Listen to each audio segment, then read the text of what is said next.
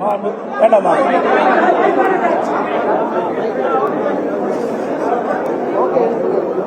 இன்றைய தினம்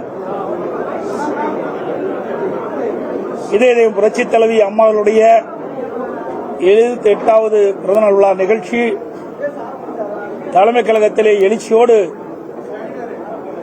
மூத்த தலைமை கழக நிர்வாகிகள் மற்றும் தலைமை கழக நிர்வாகிகள், மாவட்டங்கள், முன்னாள் நாடாளுமன்ற சட்டமன்ற உறுப்பினர்கள், கழகத்திலே பல்வேறு பொறுப்பில் இருக்கின்ற நிர்வாகிகள், பொதுமக்கள் திரளாக தலைமை கழகத்திலே கூடி எங்களுடைய இதய புரட்சி தலைவி அம்மாவர்களுக்கு மலர் மாலை அணிவித்து மலர் தூவி இன்றைக்கு பிறந்த விழாவை எழுச்சியோடு நாங்கள் கொண்டாடி இருக்கிறோம்.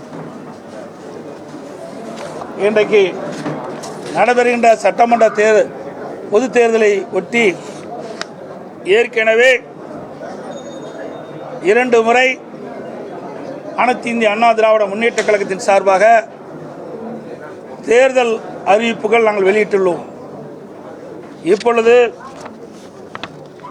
அனைத்து இந்திய அண்ணா திராவிட முன்னேற்ற கழகத்தின் சார்பில் 3வது கட்ட தேர்தல் அறிவிப்புகள் வெளியிடுகிறோம். அறிவிப்பு 1.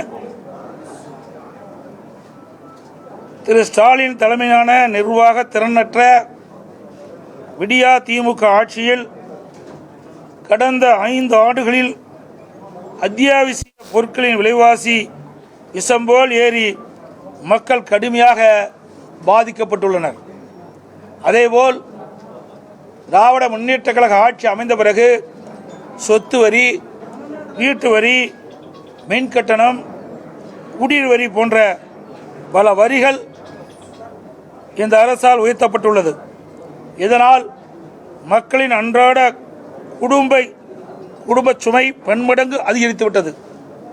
எனவே மக்களின் சுமையை குறைக்கும் வகையில் அனைத்து இந்திய அண்ணா திராவிட முன்னேற்ற கழக ஆட்சி அமைந்தவுடன் ஒவ்வொரு குடும்பத்திற்கும் கருணை தொகையாக 10,000 ரூபாய் வழங்கப்படும்.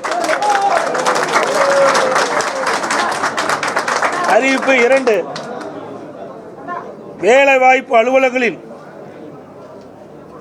நம்முடைய இளைஞர்கள் பதிவு செய்து வேலைக்காக காத்திருக்கும் பட்டதாரிகளுக்கு மாதந்தோறும் 2,000 ரூபாயும் +2 வரை படித்து வேலைவாய்ப்பு அலுவலகத்தில் பதிவு செய்துள்ளோருக்கு மாதந்தோறும் 1000 ரூபாய் உதவித்தொகை வழங்கப்படும்.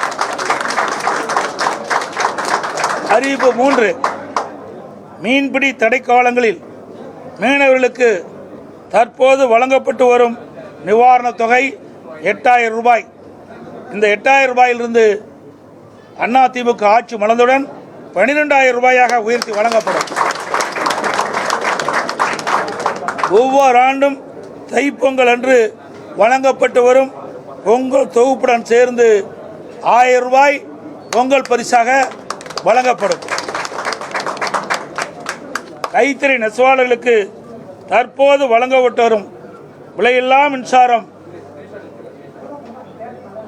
300 யூனிட்டிலிருந்து 450 யூனிட்டாக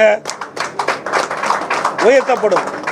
விசைத்தறி நெசவாளருக்கு தற்போது வழங்கப்பட்டு வரும் 1000 யூனிட்டிலிருந்து 1400 யூனிட்டாக விலையில்லாமல் அவர்களுக்கு உயர்த்தி வழங்கப்படும்.